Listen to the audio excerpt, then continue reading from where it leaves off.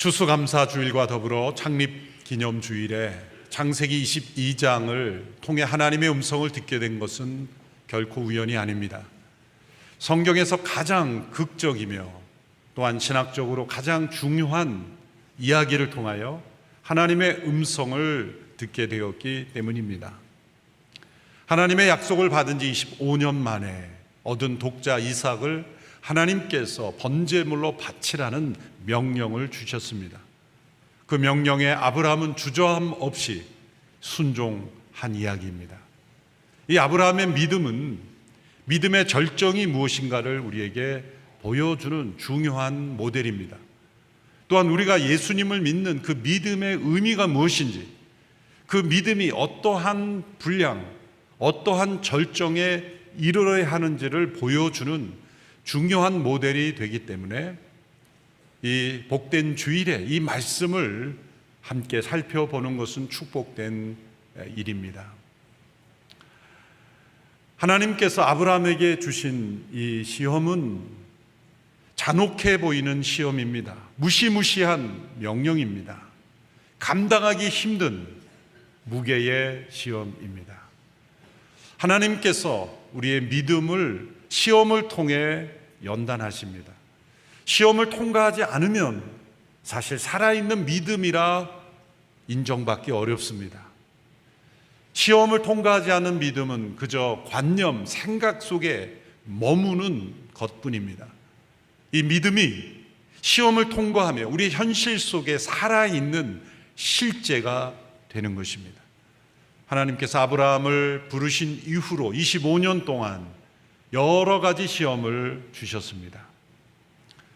그 시험을 때로 아브라함은 실패하였고, 그러나 그 실패할 때마다 하나님이 말씀으로 찾아오시고 언약을 다시 갱신하시고 붙잡아 주심으로 그의 믿음을 한 단계 한 단계 세워서 가셨습니다.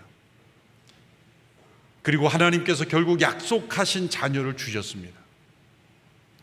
그것이 끝인 줄 알았는데 이제 약속의 자녀를 받고 하나님의 약속이 이루어지는 평탄한 삶, 축복된 삶, 형통한 삶이 이어질 줄 알았는데 하나님은 엄청난 시험을 주시는 것입니다. 독자 이삭을 하나님께 번제물로 바치라는 이해할 수 없는 명령입니다.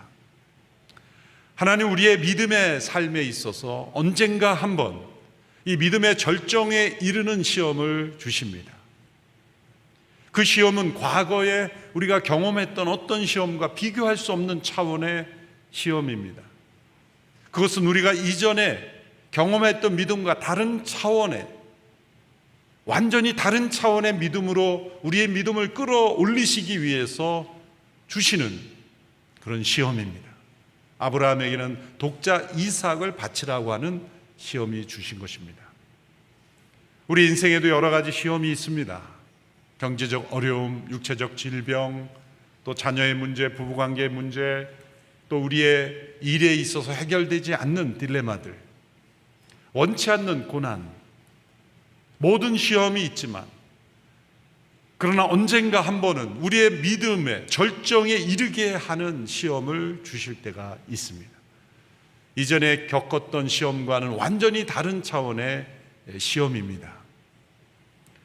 하나님께서 왜 이런 시험을 주실까요? 그것은 우리의 믿음 속에서 하나님보다 더 사랑하는 것이 결코 있어서는 안 되기에, 하나님만 사랑하는, 온 마음 다해 하나님만 사랑하고 우리가 찬양 드리는 것처럼 주 예수 그리스도보다 더 귀한 것은 없네 라고 기쁘게 찬양할 수 있는 신앙이 되게 하기 위해서 하나님은 이러한 시험을 주시는 것입니다.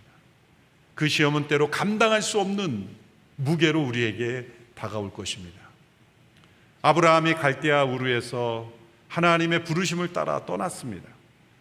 그 부르시는 명령과 비교할 수 없는 명령이 약속을 따라 얻은 이 이삭을 바치라고 하시는 이 시험이죠. 아브라함이 이 시험에 믿음으로 통과하였다는 것은 예사로운 일이 아닙니다. 우리에게도 언젠가 하나님께서 이러한 시험을 주실 때 믿음의 절정에 이르는 그 시험을 통과하여 하나님이 인정하시는 믿음에 이르시기를 원하시는 것입니다. 어떤 성도님은 이렇게 생각할지 모릅니다. 하나님, 저는 그냥 이 정도 믿음으로 살다가 끝내겠습니다. 저는 믿음의 절정 사양하겠습니다. 이런 시험 원치 않습니다. 그런 마음이 한구석에 있을 수 있습니다. 그럼 여러분, 염려하지 마십시오. 하나님께서는 감당할 시험을 주시는 하나님이십니다. 이제 막 산수를 풀기 시작한 학생에게 미적분을 풀라고 다그치는 교사가 없듯이, 하나님이 이제 막 우리의 믿음이 연약하여서 한 걸음 한 걸음 내딛기도 힘든 사람에게 믿음의 절정에 이르는 시험 안 주십니다. 걱정하실 필요가 없어요. 그러므로 현재 주어진 시험, 그 시험에 통과하는 것에 목표로 삼고 한 걸음 한 걸음 걸어가면 되는 것이죠. 믿음의 절정에 이르는 그런 시험을 아무에게나 주지는 않습니다. 그러나 만약 이러한 시험이 우리에게 온다면 기쁘게 이 시험을, 아브라함의 믿음을 생각하면서 그 믿음을 통과하여 믿음의 절정에 이르는 그런 축복 있게 되기를 바랍니다. 믿음으로 사는 성도들은 많지만 믿음의 절정에 이르는 성도는 많지 않습니다. 믿음으로 일하는 교회도 많습니다만 믿음의 절정에 이르는 교회는 많지 않습니다. 아브라함을 통해서 이 믿음의 절정이 무엇인지를 보여주셨습니다. 그 믿음의 절정이란 무엇일까요? 그것은 한계를 뛰어넘는 시험에 온전히 순종하는 믿음입니다. 한계를 뛰어넘는 시험에 온전히 순종하는 것이죠. 독자 이삭을 바치라고 하시는 이 하나님의 명령 앞에 한 번도 경험해 보지 않은 두려움, 불안, 공포, 염려, 이해할 수 없는 하나님의 이 명령 앞에 당황스럽지만 아브라함은 온전히 순종하여서 하나님의 뜻을 이루었습니다. 이것은 아브라함이 한순간에 이루어진 것은 아닙니다. 창세기 12장부터 21장까지 아브라함의 이 믿음의 부침이 있었습니다. 애굽으로 내려가 아내를 빼앗길 뻔했습니다. 그는 거짓말을 했지만 하나님은 도리어 그 수치를 축복으로 바꾸어 주셨고, 또한 그는 엘리에셀이라는 종을 상속자로 만들려는 불신앙의 행위도 했고, 또한 아내를 통해서 하갈을 들여 이스마엘을 낳는 불신앙의 행위도 했습니다. 하나님께서 천사들을 통해서 이제 약속의 자녀가 내년 이맘때쯤 태어날 거라는 예언을 구체적으로 주셨지만 아브라함과 사라는 믿지 못하고 비웃었습니다. 사라가 그 소리를 듣고 속으로 비웃었을 때 내가 비웃었다라고 지적하니까 저는 안 웃었습니다. 속으로 비웃었던 것을 하나님은 보고 계셨던 것이죠. 이렇게 불신앙의 비웃음, 불순종의 행동, 여러 차례 믿음의 실패를 경험했지만 그 모든 불신앙과 의심이 한순간에 씻어지는 사건이 일어났습니다. 그것이 독자 이삭이 말씀하신 대로 태어나는 사건입니다. 하나님 말씀하신 그대로 권고하사 이삭이 태어났습니다. 불가능한 일이 일어났습니다. 무에서 유를 창조하신 하나님께서 불가능한 일을 가능케 하시는 전능하신 능력을 보여주신 것입니다. 이때 아브라함의 마음속에 믿음이 일어난 것이죠. 하나님은 불가능한 일을 가능케 하시는 전능하신 분이시구나, 약속을 확실하게 지키시는 하나님이시구나, 신실하신 하나님이시구나 라는 믿음을 가지게 되었습니다. 그러나 하나님은 그 믿음에 머물기를 원치 않았고 그 믿음의 절정에 이르기를 원해요. 그 독자 이삭을 바치라고 하시는 이 한계적 상황을 뛰어넘는 시험을 주신 것입니다. 이런 믿음의 절정에 이르는 시험은 그래서 우리에게 가장 사랑하는 대상을 하나님 앞에 온전히 드리도록 요구하는 시험으로 찾아옵니다. 우리의 삶의 전부라고 할 수 있는 것, 아브라함에게 있어서 이삭은 삶의 전부요 의미라고 할 수가 있는 것입니다. 그 아브라함의 독자 이삭을 요구하신 하나님, 바로 우리에게는 어떠한 시험을 주실까요? 내 삶의 전부라고 말할 수 있는 그것을 하나님이 요구하실 수 있습니다. 믿음의 절정에 이르는 시험은 바로 삶의 전부라고 할 수 있는, 가장 사랑하는 대상을 하나님께 온전히 올려드릴 것을 요구합니다. 왜 그럴까요? 내버려 두면 그것이 하나님보다 더 사랑하는 우상이 될 수 있기 때문입니다. 믿음의 절정에 이르렀을 때 우리는 하나님 외에 사랑하는 것이 아무것도 없게 될 것입니다. 하나님보다 더 사랑하는 것이 없는 것, 그 믿음이 바로 절정에 이르는 믿음입니다. 참된 교회는 하나님보다 더 사랑하는 것이 없는 교회입니다. 하나님께서 이제 아브라함에게 이러한 독자 이삭을 바치라고 하는 명령을 주셨을 때 이렇게 명령을 주셨습니다. 2절의 말씀 우리 같이 읽어볼까요? 2절 시작. 여호와께서 말씀하셨습니다. 내 아들, 내 사랑하는 내 아들 이삭을 데리고 모리아 땅으로 가서 내가 내게 지시하는 산에서 그를 번제물로 바쳐라. 이삭을 표현할 때 내 아들, 내가 사랑하는 아들, 내 외아들 이렇게 반복하여 표현한 것. 사랑하는 아들, 약속을 따라오던 아들, 백세에 얻은 아들, 불가능해서 하나님의 전능하신 능력을 통해 얻은 아들, 아브라함의 삶의 목적이요 전부라고 할 수 있는 이 이삭을 번제물로 바치라고 하는 것이죠. 여기에 순종하기 어려운 것은 말할 이유가 없는 것이죠. 사랑하는 자녀를 내려놓을 것인가? 하나님께 불순종할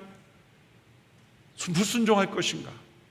자녀를 내려놓지 않으면 불순종한 것이고, 자녀를 드리면 하나님께 순종하는 거지만 자녀의 사랑을 포기하는 것이고, 이 딜레마와 이 가슴 아픈 이 선택,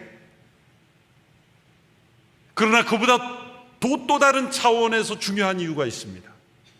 이 순종이 어려운 또 다른 이유, 그것은 이삭이 사랑하는 아들 때문만이 아니라 아들 이삭을 바치는 그 순종을 하게 되면 하나님의 약속은 어떻게 되는 것입니까? 라는 질문을 던지게 되는 것입니다.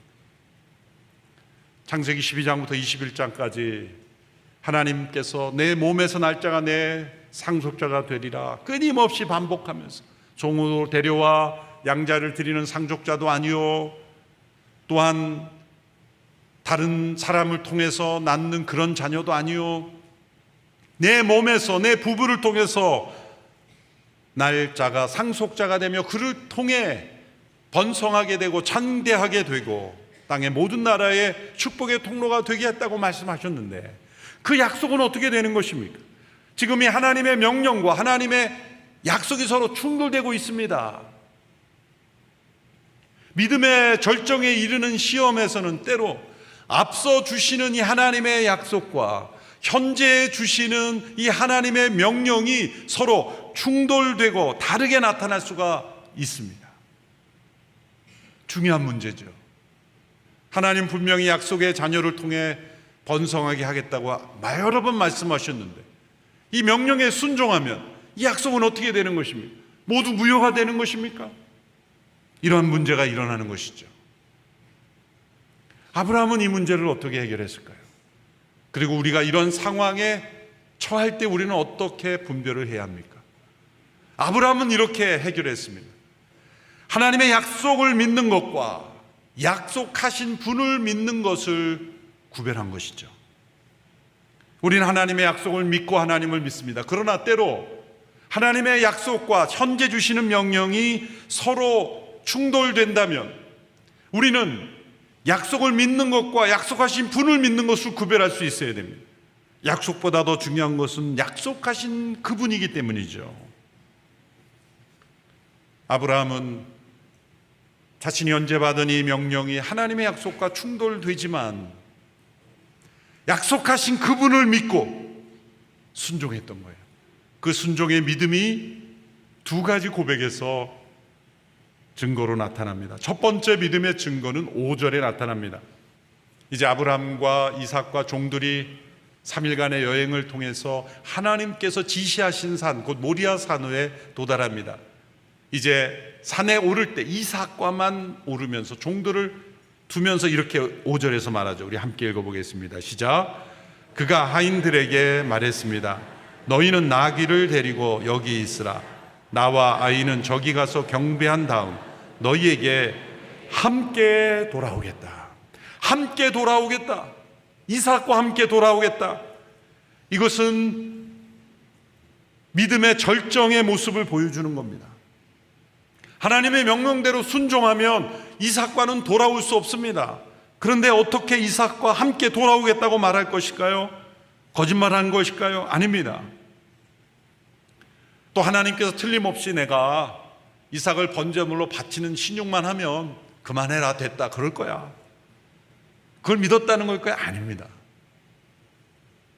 우리는 그 이야기의 결말을 알지만 아브라함은 그저 순종 그 자체로 가는 것입니다.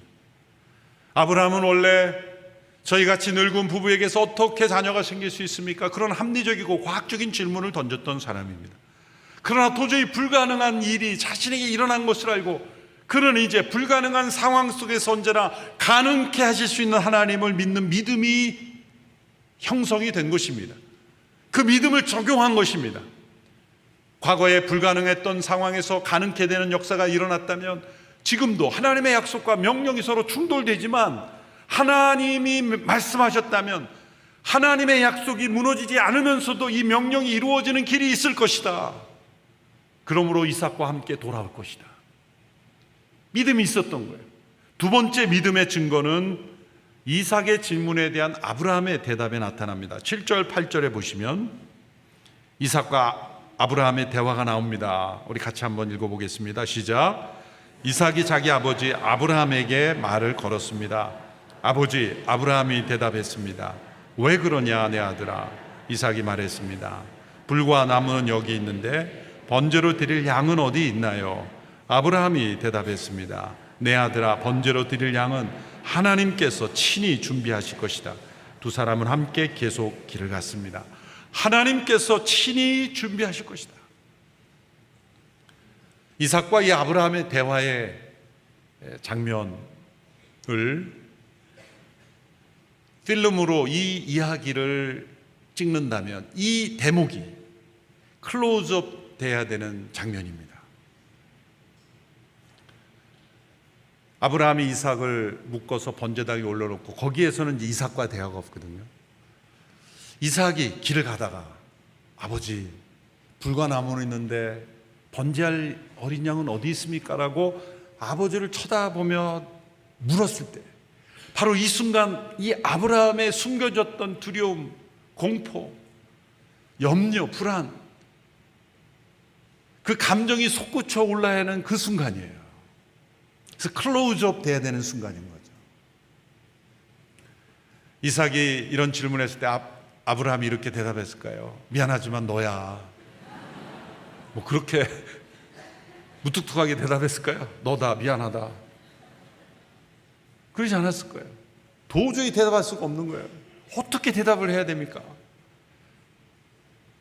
그 순간 하나님께서 아브라함에게 지혜를 주셔서 한 말이 하나님이 친히 준비하실 거야. 너가 아니라는 말도 아니고 너란 말도 아니고 하나님이 친히 준비하실 것이다. 얼마나 멋진 대답이에요. 그런데 아브라함이 깊은 의미를 알고 대답한 것은 아닐지라도 성령님께서 이 대답을 사용하시고 계시적으로 이 대답을 사용하셔서 하나님이 친히 준비하신 어린 양을 준비하셨다는 거예요. 종들에게는 함께 돌아오겠다 그랬고 또한 이삭에게는 하나님이 친히 준비하실 거라 그랬죠.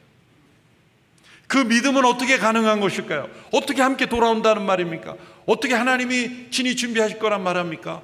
도대체 이 아브라함 안에는 어떤 믿음에 대한 이해가 있기에, 여러분, 믿음에는 지성, 생각을 제외하는 게 아닙니다. 믿음을 생각 없는 거라고 착각하는 분들이 많아요. 우리의 온전한 믿음에는 온전한 지식, 온전한 감정, 온전한 의지가 다 종합되긴 인격적인 것이 믿음입니다.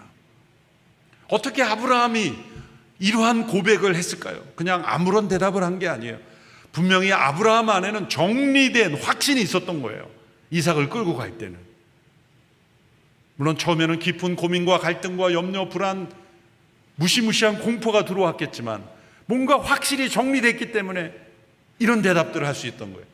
그 대답을 놀랍게도 히브리서에서 성령의 감동을 따라 히브리서 저자를 통해 이렇게 우리에게 해석해 주고 있습니다. 히브리서 11장 17절에서 19절입니다.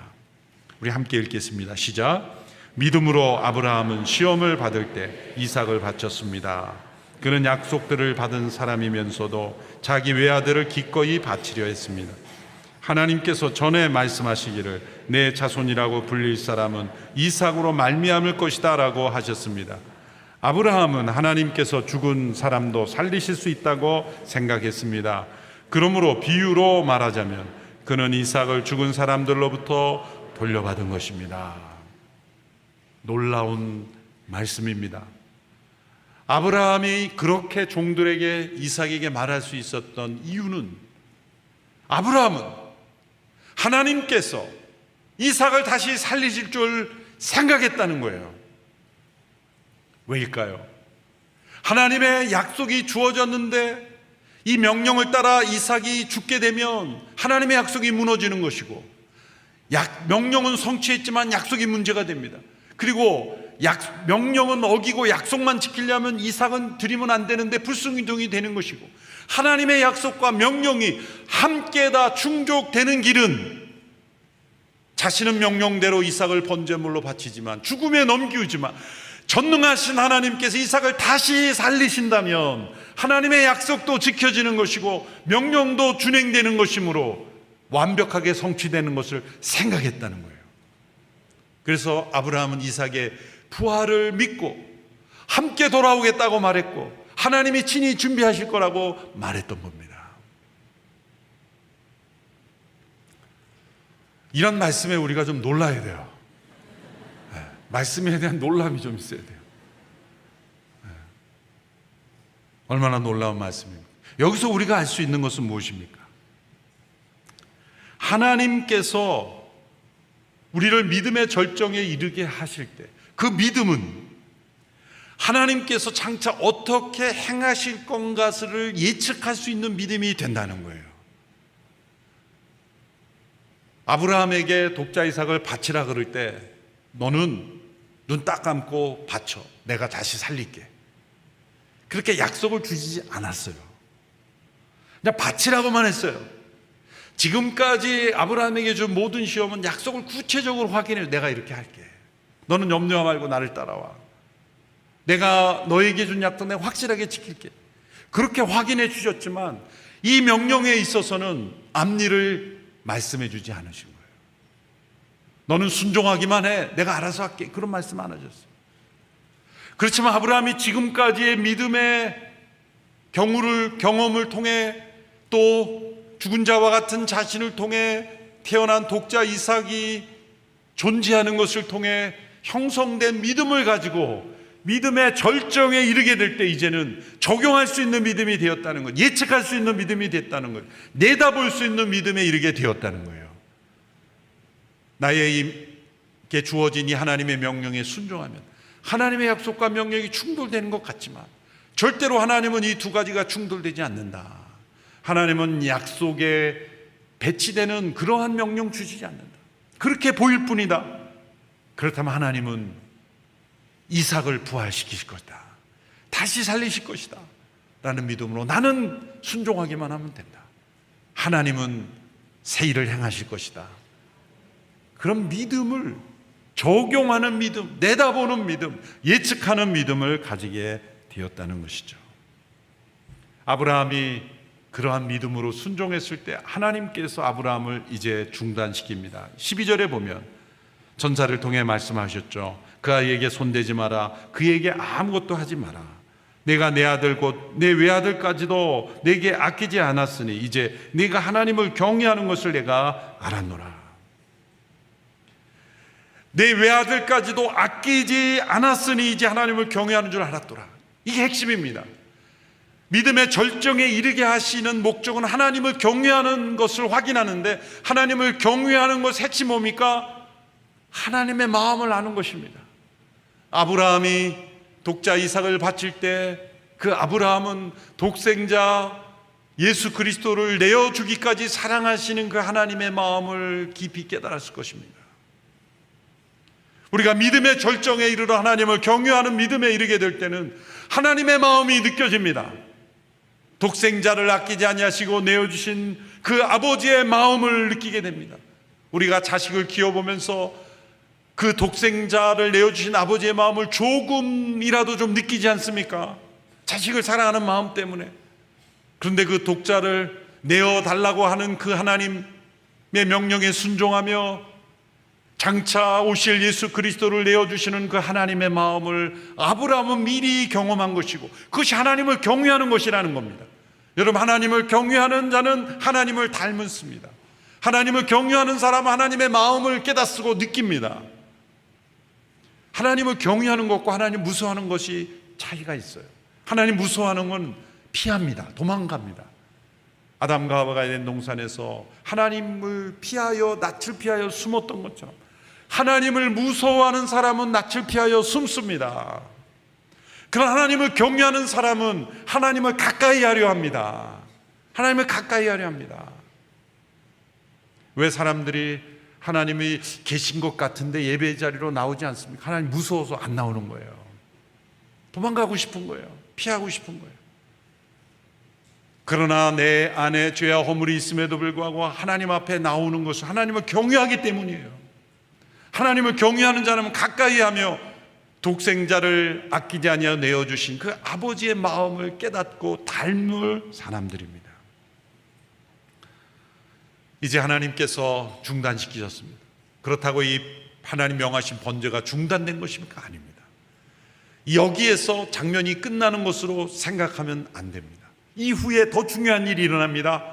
아브라함이 고백한 대로 하나님이 친히 준비하신 어린 양이 준비되어 있습니다. 13절에 보시면 아브라함이 눈을 들어보니 순양 한 마리가 범불에 뿔이 걸려 있었습니다. 아브라함은 가서 그 양을 잡아 자기 아들 대신 번제물로 드렸습니다. 하나님이 명하신 번제는 성취된 거예요. 중단된 게 아니라 하나님이 예비하신 번제물을 이삭을 대신하여 드림으로 이삭을 바치라고 하신 하나님의 명령이 준행된 것입니다. 하나님은 어린 양을 받았지만 이삭을 받으신 거예요. 이삭은 살아있지만 죽은 자 가운데서 다시 살아난 것과 같은 것입니다. 여러분, 이것이 왜 중요합니까? 우리가 예수님을 믿는 믿음 안에 포함되는 내용이기 때문입니다. 이삭을 대신한 어린 양처럼 하나님의 어린 양으로 오신 독생자 예수 그리스도는 우리를 대신한 번제물로 십자가에 못 박혀 죽으셨습니다. 하나님은 우리를 번제단에 올리셔야 합니다. 우리가 죽임당해야 합니다. 그러나 그 죽임당할 제단에 하나님께서 준비하신 어린 양을 대신 올리심으로 우리는 죽은 자 가운데서 다시 살아난 자와 같이 되는 것입니다. 그리고 예수님을 믿을 때 우리의 옛사람을 십자가에 함께 올려드릴 때 우리는 죽음 가운데에서 다시 살아난 부활의 생명을 얻게 된다는 것이죠. 그래서 아브라함의 믿음이 중요한 것이고 이 사건이 우리에게 중요한 것입니다. 아브라함이 하나님이 예비하신 이 준비하신 어린 양으로 이삭을 대신하여 드려진 이 사건, 그 장소를 가리켜 여호와 이레라고 고백했습니다. 이레라는 것은 히브리어로 이르아, 이것은 보고 있다, 그런 뜻입니다. 하나님이 보고 계심으로 곧 하나님은 일하시며 준비하신다는 뜻입니다. 여러분, 절정에 이르는 믿음은 여호와 이레의 믿음입니다. 하나님이 이 모든 상황을 보고 계시고 내가 이해할 수 없고 감당할 수 없고 받아들이기 힘든 이 모든 상황이지만 하나님은 이 상황을 지켜보고 계시며 하나님이 예비하신 놀라운 일을 일하실 것이다 라는 것을 믿는 것, 이것이 믿음의 절정에 이르는 것입니다. 그 믿음의 절정에는 항상 하나님이 준비하신 재물의 교체가 일어납니다. 하나님께서 아브라함에게 이삭을 바치라 그랬을 때 이삭을 대신한 어린 양이 있듯이 하나님께서 우리가 마땅히 심판받을 그 제단에서 예수 그리스도를 대신하여 죽으셨기에 하나님께서 우리에게 요구하신 어떠한 시험도 하나님은 가져가시는 분이 아니라 빼앗으시는 분이 아니라 재물을 교체해 주시는 그 하나님께서 우리에게 더 좋은 것으로 주시는 하나님이십니다. 때로 우리가 믿음의 절정에 이르렀을 때 그 상태는 어떤 상태입니까? 바로 이 대속의 복음, 나를 대신하여 죽으신 예수 그리스도, 그분을 위하여 내가 다시 살겠다는 이 대속의 복음을 온전히 깨닫고 믿고 체험하는 것이 바로 믿음의 절정이에요. 어떤 위대한 일을 성취하는 것이 아닙니다. 교회의 능력은 우리가 많이 모여 서로 힘을 합하고 헌금하고 봉사하는 데서 나오는 것이 아닙니다. 교회의 능력은 우리를 대신하여 죽으신 하나님의 어린 양, 그분이 우리를 대신하였음을 깊이 깨닫고, 모든 성도들이 깨닫고, 머리로만 깨닫는 것이나 삶으로 깨닫고, 독생자 예수 그리스도를 아끼지 아니하시고 내어주신 그 하나님의 마음을 깊이 깨닫고 하나님을 경외하는 믿음으로 충만한 성도들이 되는 것, 이것이 믿음의 절정에 이르는 것입니다. 바로 그러한 상태에 이르게 될 때는 우리에게는 하나님 외에 가장 사랑하는 것이 없습니다. 예수 그리스도 외에는 더 귀한 것이 없게 되는 것입니다. 가장 사랑하는 것이 무엇입니까? 결국 자신의 생명 아니겠습니까? 나의 생명까지도 조금 더 귀한 것으로 여기지 아니하였던 바울의 고백처럼 나에게 가장 사랑하는 생명까지도 하나님께서 원하시면 기꺼이 드릴 수 있는 것입니다. 그럼 하나님 우리의 생명을 빼앗는 것입니까? 아닙니다. 언젠가 죽을 우리의 옛 생명을 하나님께 온전히 드립니다. 하나님 영원한 생명으로 예비하고 계시기에 하나님은 우리가 드리는 어떠한 것도 재물을 하나님이 준비하신 것으로 다 교체해 주시는 선하신 하나님이세요. 주 예수보다도 귀한 것은 없네. 이 찬양이 우리에게 기쁨의 고백이 될 수 있는 믿음, 그것이 믿음의 절정에 이르는 것입니다. 그러기 위해서는 대속의 복음을 깊이 깨닫고 믿고 체험하는, 그러므로 하나님을 경외하는 그러한 믿음에 이르는 것이 바로 믿음의 절정에 이르는 것이죠. 오래전에 어느 성도님이 저희 교회 봉헌 찬송이 주님 내가 여기 있사오니 나를 받으시옵소서, 가진 것 모두 다 주께 드리오니, 이 찬송 가사가 있었잖아요. 그분이 이 찬송을 좀 바꿔달라는 거예요. 왜냐하면 그 찬송이 모든 성도들이 거짓말하게 하는 찬송 아니냐, 가진 것 모두 다 드린 분이 없는 것 같은데 이분은 그걸 부르면서 마음에 걸리시는 거예요. 가진 것 모두 다 아닌데. 처음에 그 말씀을 들었을 때 너무 그렇게 좁게 생각하지 마시고 의미라고 생각하시고 하나님의 소유권을 인정한다고 했어요. 그렇지만 그분은 늘 그게 걸리시는 거예요. 생각해보면 그분의 그 순수함이 너무나 귀한 거예요. 우리는 그저 즐거움으로 가진 것 모두 다 드리지 않으면서 드린 것처럼 주 예수보다 귀한 것이 많은데도 귀한 것이 없네라고 교회에서 그냥 불러주는 거죠. 다 부르니까.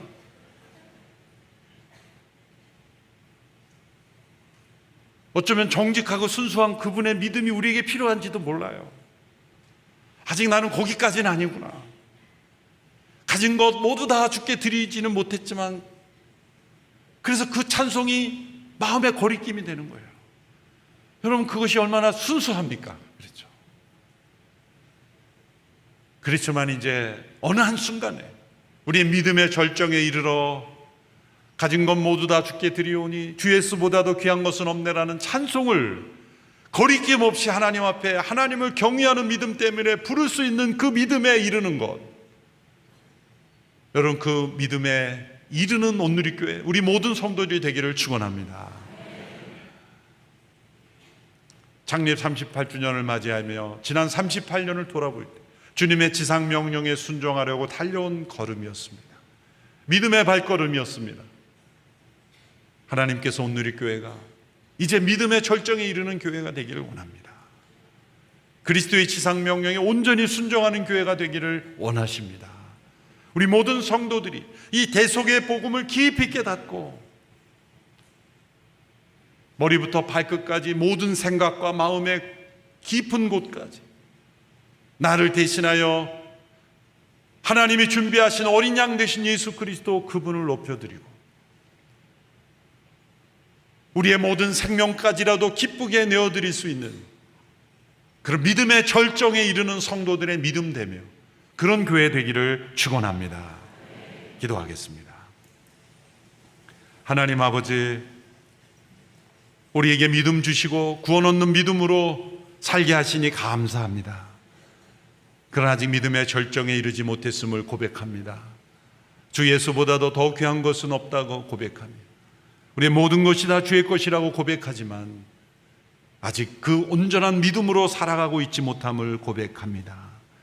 독자 이삭을 바치라고 명령하신 하나님의 명령 앞에 온전히 순종하였던 이 아브라함의 믿음이 우리의 믿음 되게 하여 주시옵시고, 믿음의 절정에 이르러 하나님을 경외하는 자로 인정받는 삶 되게 하여 주시고, 하나님을 경외하며 쓰임받는 교회라 인정받는 온누리 교회 되게 하여 주시옵소서. 예수님의 이름으로 기도합나이다. 아멘.